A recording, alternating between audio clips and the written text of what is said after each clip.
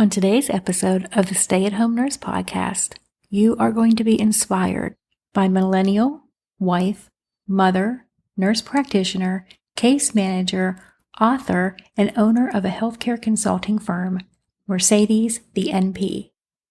Mercedes walks us through how she got to where she is today, turning her passion for maternal-child health into a viable business model.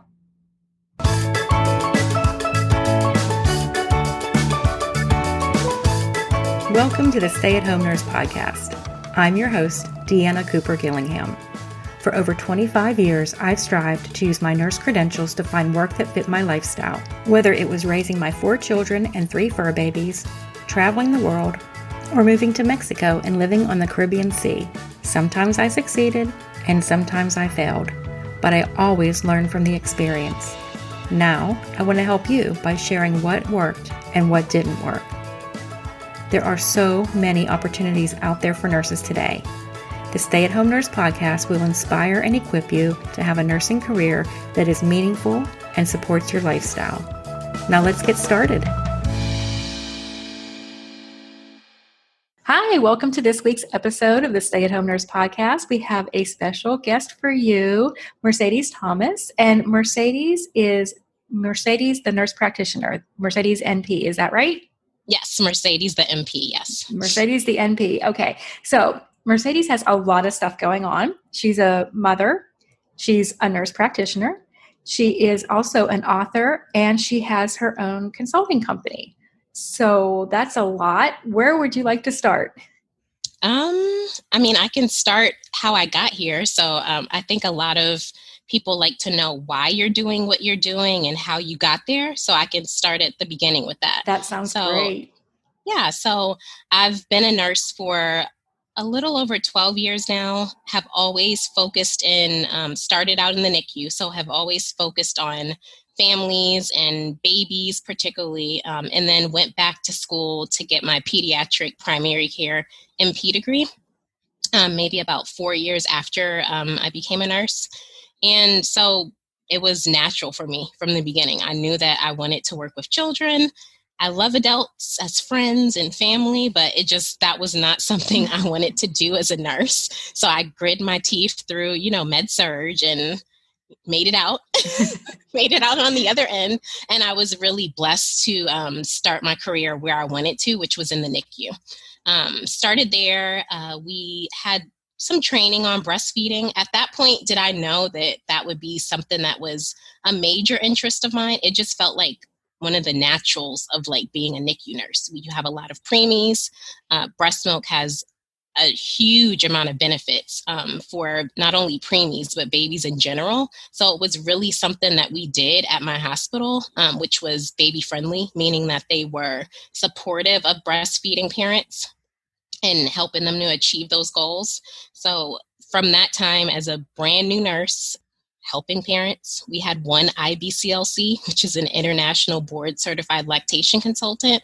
And she was fabulous, but she's one person in I think we had 120 beds. Wow. Down in Atlanta. That's where I started my career. So big, huge NICU. One person cannot cover it all. So we were extensions of the IBCLC.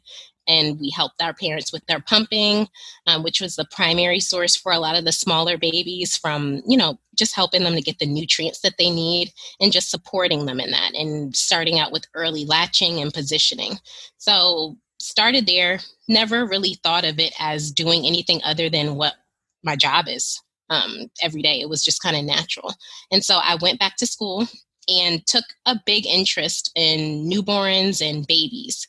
And so in primary care, everyone kind of knew that was my thing. So as many babies as came through our door that could fit on the schedule, I saw as many of those babies as we could. And my coworkers would say, we know you love babies. So that was kind of my thing, doing the newborn exams, working with the families, helping them with breastfeeding. So fast forward to just primary care wasn't everything I thought it was going to be. It wasn't my dream in the sense of the schedule that I thought I was going to get this beautiful 9 to 5 schedule it was actually pretty brutal. I was seeing 50 to 60 patients sometimes, and I can laugh now, but it was extremely stressful at that time. And so I did that for a while, and I was like, there's got to be something else. This is not going to work for me. So what do I really like to do? And at that point, I had moved to Columbus, Georgia, for this primary care job after living in Atlanta and going to school there for about 14 years. I'm originally from New York. And so I was like, okay, I don't really want to move all the way back to Atlanta right now. Like, what can I figure out here in this area? So I looked into health insurance companies. And to my surprise, they called me back. It wasn't like listed on Indeed. I had to go to actual websites and look for those jobs. And I'm pointing that out for your listeners that I get the question a lot. How do I find these jobs? Do I go on Indeed? A lot of the times it's who you know, but also going onto the individual health insurance provider's website will kind of open up more of a pool of jobs for you. So I went on there and was like, okay, what's here? Like, what can I find that's interesting? And so I came across a position that was a HEDIS practice advisor. And when I tell you, still as a pediatric nurse practitioner, as a NICU nurse, that was one of my best employers that I worked at when I worked at WellCare. I did a little bit of travel, but I was single and didn't have, a son at the time or a husband. So it worked well. I had my rental car and I traveled throughout South Georgia, basically meeting with other healthcare providers like myself, mostly pediatricians, and work with them on the quality measures, the HEDIS quality measures, to help them improve their scores. And so it was ideal. It was great, fantastic, but like all good things come to an end. I met my husband, which was a positive of picking up and moving to Columbus, had this new job, but it was time for us to move. My husband, he got a transfer and a promotion through work, which brought us up to the DC area. And so I was like, okay, I think I'm going to go back to primary care. Let's do it. And then my face turned upside down when I started hearing these atrocious salaries when I weighed them against the amount of work that I was going to do. And so I decided that I wasn't going to do it for any of these practices in particular, but there was one that it was a huge practice. It was maybe north of my house, so against traffic. So I figured, okay, they're willing to take me on. It's less money than I would want, but I really do like the atmosphere. It was welcoming.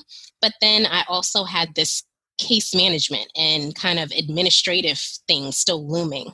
And so I had applied for pediatric nurse practitioner jobs at the local children's hospital in addition to a case management role. And so, of course, the pediatric nurse practitioner positions called me back after I decided on jobs, which was fine. I didn't have any regrets at that point. But this case management job, the manager, she wouldn't let me go. She was also a pediatric nurse practitioner. And I said, I came in for the interview. I think or I didn't come in for the interview. I applied and she wanted me to come in for the interview. And I was like, I have this contract here. You're a nurse practitioner. You understand. I'm going to go work at this practice here. And she's like, she texted me on the weekend, the manager, believe it or not. It was like, please, like, just come interview with us. And I was like, okay, like, why does she want me to come so bad? What's wrong with this place, right? So I was like, I talked it over with my husband. And I was like, I don't know, maybe there's a way I can still go into the interview. Like, what is it going to hurt, right? Another day or so deciding on this contract. I went in, loved it. Went in and loved the pay. The pay was above another $5,000 to $10,000 of what I was being given in primary care with high liability. Not to say that money is everything, but it was going to give me that flexibility. Remember that I wanted that 9 to 5 that I went into primary care for anyway. And so I started working there. My son got sick at some point to fast forward he was about 9 months, had a really complicated RSV infection. And that was my crossroads. I was like, okay, money's great. I really like working here, but I've got to be more present. The commute is brutal because we lived in the DC suburbs of Maryland. We were commuting about an hour and a half to 2 hours. Wow. I started out on the train. They call it the MARC train, and it's a commuter train. And it was great until it wasn't great when I became pregnant. And my back was on fire. And I was like, if I have to be in my car for 3 hours in traffic, I am going to be in there comfortable and with my back massager because I couldn't stand it anymore. I mean, I would squirm. I was almost embarrassed, which is like, as a pregnant woman, why am I embarrassed that someone's going to see me squirming or like arched over in the chair? But I was at the time. And so I decided to drive in, but the driving was no better. It was horrible. And after my son got sick, I came to a crossroads and I was out with him on FMLA for whatever many weeks, talked with my employer, figured out a way that I could still work there because I still really liked the job. I still like, I think what some people don't realize with case management is the autonomy. So I really, even though I'm not practicing as a nurse practitioner, there's not a day that I don't use those skills, okay? And I work at a teaching hospital, so the medical team, although it can be a little crazy sometimes, I'm not even going to pretend to you, like sometimes I'm like cradling my head, like, ah! But I'm the way that it functions, they listen to you, the healthcare provider. So you may even be in a position where you stop harm from happening, even without touching the patient. So you're constantly honing those clinical skills. You're constantly looking at, these prescriptions and seeing if something is off. Is it going to clog up my patient's G-tube? And so, what is going to happen? And so I think that's why I really like it, because it was challenging for me. Because of my background, the manager that hired me thought I would be a good fit for the intensive care units. So I worked primarily in the PICU, so helping families when they were ready to go home with ventilators, tracheostomies, and although it sounds really sad and gruesome and all of those things, you mean so much to those families, even though our job can be thankless sometimes, but it really feels good to help these complex children and their families try to get back home and establish some sort of normalcy. Right. And really be their advocate and be there for them. And so that's the part for me that connected back with pediatrics, because we are a pediatric hospital, and then also with the NICU, because I worked with a lot of families who had children with complex medical needs. Maybe they had a grade 4 head bleed. So these are the kids sometimes that you see that are coming into the PICU because they're having an acute illness. And maybe not a child that had an emergency or had a car wreck or the things that you think of in a PICU. This is their normal. So when they get sick and they are on a ventilator or have a tracheostomy or have these complex healthcare needs, the PICU is the only place in the hospital they can go to get their care. They don't go out to the acute floor. So you start to get to know these families and really, become kind of part of their medical team. And so that's the thing that I like. But while I was out with my son on maternity leave, my mind started going and I'm like, okay, I've got this Microsoft Word document from 10 years ago when I first became a nurse. Got all these ideas written down from like a children's book on down to a parenting book. I won't even say the URL because maybe I'll use it someday, but I even had a URL back in like 2010 because I looked at the Word document, the date on there. And it was like basically a website where parents could go on there and ask me for medical advice. So I had all these things written down in a Word document, but didn't know how in the heck to carry it out. Okay. We don't learn that in nursing school. So you just carry on, you go to work and you just live your life sometimes. And I oftentimes think, man, if I had have really went through with it or knew that mentorship really for business was like a thing 10 years ago, where would I be right now? I don't even know. But, things happen for a reason and I'm on the path that I'm supposed to be on now. So I'm slowly figuring it out. And through mentorship, I figured out that I did want to go into business for myself and start building that and use my knowledge in pediatrics and in neonatal nursing to help other families and help them to get the information that they need, and also partner with organizations that need really someone that's forward facing and that is not just stiff. Because sometimes we have this idea of a medical professional and they are coming in there and they've got on their suit and their white coat and they're just going to talk at you and you're sitting there shrinking. not knowing a word that they're saying. And I wanted to dispel that. So.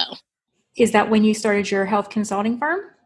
So I actually initially started out as doing lactation private practice, and I still do that. But I started to feel like, and I hope this comes out the right way, I started to feel like I was trying to fit into a box when I had so much more to offer, if that makes sense. I felt like I was looking for the same things that some of the birth workers in my community, some of the doulas, some of the lactation consultants that didn't have a medical background. I felt like I was trying to fit into that box with them. And I was like, why am I in a box when I have like so much experience in the medical field that I can bring into that? And lactation is fantastic. And so that was a way for me to bridge in my medical expertise or my clinical skills in with educating families. And so that is one of my primary focuses. But I was like, wait, there's other things that organizations need. And so I made a bold move, and I decided it was a different project. We were talking about something totally different. And I asked a local breastfeeding center, one of the larger ones in the area that's well known, like how they would feel about an infant education program. And so I had already researched it. I had kind of like looked at it and, figured out that it was something that could be useful, but I didn't know if it would be useful for them or if they'd be willing to partner with me, right? Because oftentimes you become the odd person out with my credentials because people feel like you're in competition with them.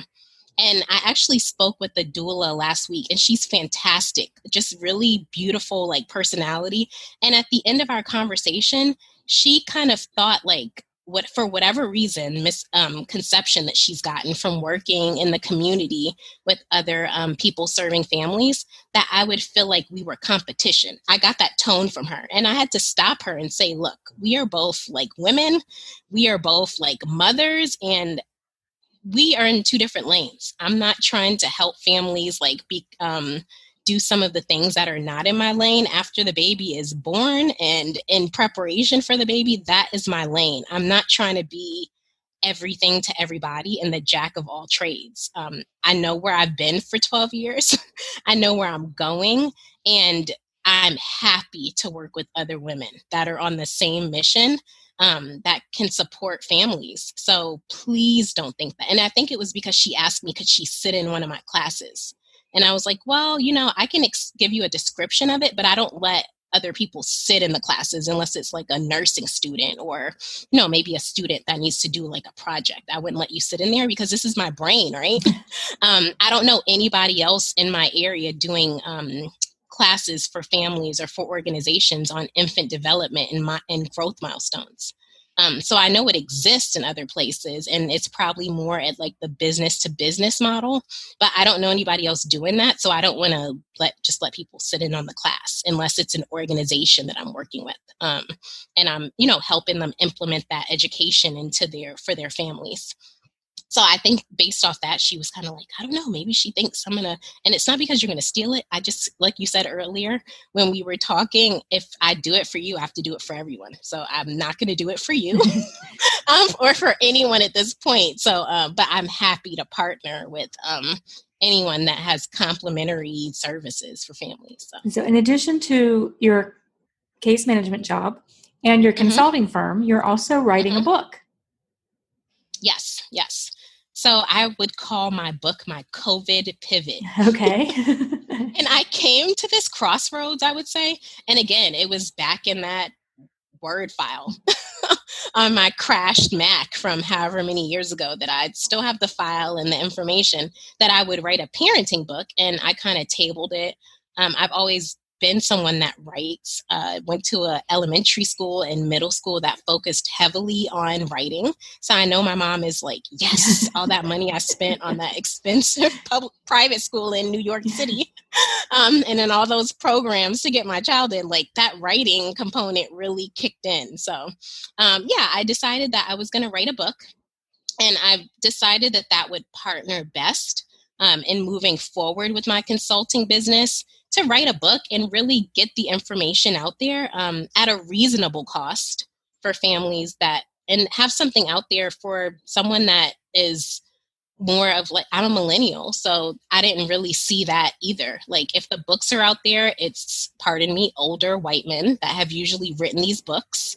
Dr. I won't Spock. say any names. Yeah, I'm like, I won't say any names. I'm sure everybody knows like the authorities on parenting, you know? I think that was actually before my time, so I'm really showing my age here. Yeah. So like they've gotten a lot of that is already out there, but I was like, I have my own voice. And I spoke with my mentor because I do have one. So these things don't magically happen, right?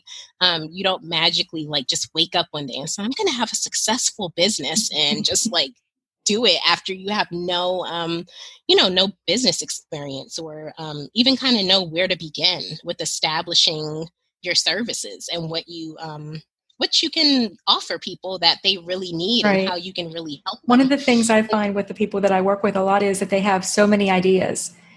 Mm-hmm. And not to say that you can't do all of them, but you have to pick one to do first, and you have to do that one from start to finish before you move to the next one. And so sometimes it's just me helping them know which one to start with, which will naturally lead to the next one and support what they're doing. So yes, I think getting some help in that from somebody who can look back and say, this is where you should be, versus when you're just overwhelmed and frozen with all the choices that are out there. And you know what's really interesting? I'm going to have a transparent moment with you and all your whatever millions of listeners. I don't know whoever's listening to Deanna, because I know you have a huge following, especially in the case management world. But I remember in the beginning when I was trying to figure out what I was going to offer, my mentor kept saying, you need to niche down. Like we all know what that means. Find your kind of keyhole and fit into there and kind of market that. It's okay if you do other things, but you need to be known for something. And so she said to me, I said, I really want to have a consulting firm, but I also really like working with parents one-on-one and doing lactation. And so she was like, I think your ideas are fabulous. I think they're great. Any of them can work, but which one do you want to do? And I was like, okay, my mom says I can be a consultant. Like, is my mom just like kind of stroking my ego? I don't know. Like, so like even your family tells you could do these things. But at that moment, I didn't feel like I could do this thing. So I love lactation too and breastfeeding. And I figured that would be the best path for me to start with. It didn't mean that the consulting was nixed, but I didn't really know how I was going to make money as a consultant and how I was going to package my ideas and expertise. And so we had a pivotal moment which I probably should have had that moment long ago, because now I really understand how business works, is just making it really plain of how many clients or how many of X that you're servicing or selling is going to equate to your monthly goal, right? Right. And so when we really had that sit down, my mentor and I, and started looking at it, I was like, man, this pandemic, like I would never be able to meet my goal just doing the consults. And it's not because I don't want to. It's not because I can't. It's not because I can't even scale. I could hire additional help and other lactation consultants or nurses to work with me. But my son is my priority, right? This is why I got into all of this. And so if I do all of that and go full force with this, if I'm going to go full force, it has to be like worth it, right? So I'm going to go back, write this book that I really wanted to do, that's been sitting in that Word document for I don't know how long, as an idea. And I'm going to make that idea something that is going to carry me further, and carry the families that I want to help further. Like I said, I didn't want to just be only lactation. I am the baby person, right? In my office, like that's what I wanted to do. That's what I've always done. It's something that pretty much everyone that is around me knows about me, that I love babies. So why would I not offer that information, the things that I've accumulated, not only as a nurse, but as a mom now? And give that information to new families that need the information.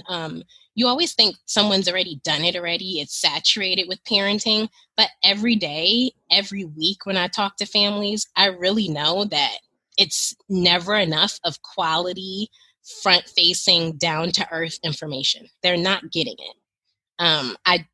even a class I did this past weekend, I partnered with a nonprofit, and one of the moms asked me, like, a question that I thought that either the nurse and or doctor should have been able to answer for this mom who said she had concerns. And still she was asking me, who she had just met 5 minutes ago, because they had left her kind of like hanging, so to say. She still was concerned. She still didn't feel like she got answers.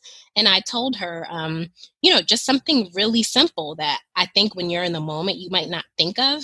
I said, I think, put this question kind of in your back pocket, but I think the next question that you ask when you get information that sounds scary to you or your husband, the next follow-up question should be, should I be concerned?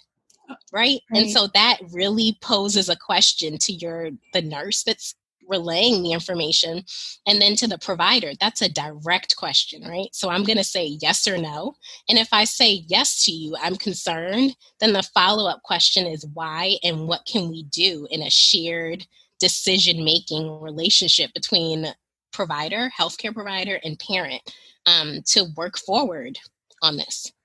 I love that. And, when you realize that you have something that you need to share with people over and over and over again, and you're saying the same thing to multiple people, that's when it's time to put it in writing.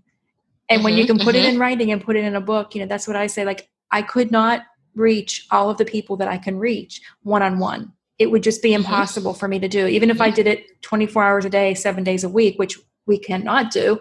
Even if I could do that, I would not be able to reach the people I can reach by writing a book. And then it's very simple, and they can reference it.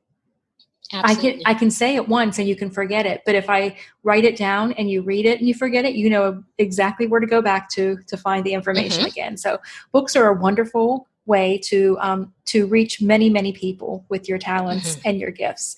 So for those that are curious, what is the name of your book and when will it be out? Yes. So my book is What in the Baby. It's the short title. And the subtitle to that is The Modern Mama's Guide to Confidently Caring for Your Baby and Surviving the Postpartum Period. So my book really touches on that first 12 weeks, which we also refer to as the fourth trimester, and how to ease into your new normal, so to say, as a mother, what that looks like. So I touch on topics that range from your postpartum mental health, down to how to change a diaper. And I mean, like, step by step. Awesome. How to change a diaper.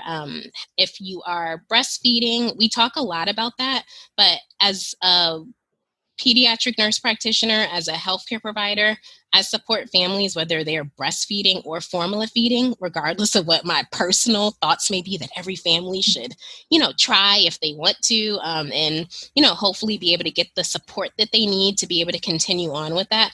But I even have a section that talks about the safe way to prepare formula, the amounts that you would expect a new baby to drink from a bottle. Very as not a surprise, like the chapters of the book that's the longest is my chapter on infant feeding and breast and bottle feeding. And in writing the book, I was like, man, this chapter is like really long. Like, should I scale it back or whatever? And so, but I kept it as is. And like I said, it's a guide, and there's a lot of information on infant feeding. And then I have a section that is really near and dear to me, which is about medical emergencies and injury. So I touch on that too. Even though you don't expect like a little tiny baby to be like in a medical emergency, but just talking to families about what a fever is in a baby that's under 3 months, talking to them about it being an emergency if you have a young baby under the age of 3 months that has a fever. What you should do, who you should call. Should you just go straight to the hospital, call 911? What should you do? And what are those most common things? And then I even go over some of the things that you should have in your home, like, a thermometer, just those tools that you need to have that are standard to have in the home, and make sure that you know how to use them, right? Because it's great if we have a fancy thermometer, but do we know how to use it safely? Yeah, especially during a pandemic when you may not be able to get to things as easily as you once could. Well, that is awesome. You have shared so much information. I don't even know where to begin thanking you, because you have, just your story is incredible and what you're doing is incredible. And I'm really excited that we got to talk today. I think that the listeners are going to find this very valuable. If they have questions for you, if they want to follow up in some way, how could they reach you? Yeah, sure. So my website's pretty easy. It's www.mercedesthomas.com, or my email is hello@mercedesthomas.com. Great. And we will have all of that in the show notes so that people don't have to, if they're driving, they don't have to stop and write it down. Oh, no. Yes, no. So we will have it in the show notes for you to make it easy to reach out. And I want to thank you again. This has been a great conversation. You have so much knowledge and you're so willing to share it with all of us. So thank you again. Any final words? No, just thank you for having me, Deanna. It's been a pleasure. And the pleasure is all mine. Wow, what an inspiring story. Mercedes NP really does it all. If you would like a sneak peek of her new book, What the Baby, she's giving us the opportunity to get that on her website. We have a link in the show notes. To access the show notes in the Apple Podcast app, just swipe up and you'll see the list of all the show notes there. Or you can go to our website, thestayathomenurse.com, click on the podcast tab, find Mercedes' episode, and click there. All the show notes will be right there for you. And as always, if you sign up for our email newsletter every Friday delivered right to your inbox, you will find a link to the latest episode as well as all the show notes.